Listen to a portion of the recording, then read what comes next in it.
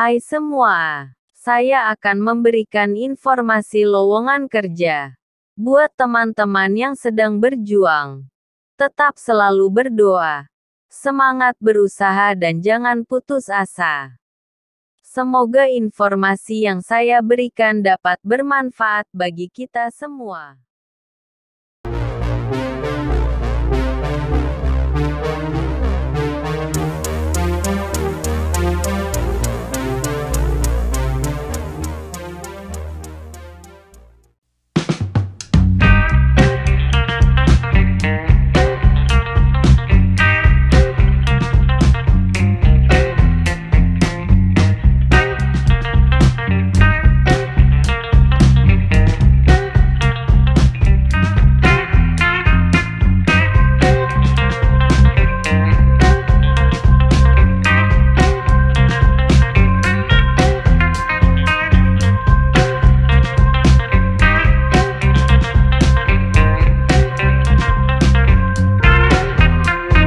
Semoga apa yang kalian impikan bisa terwujud dan sukses selalu.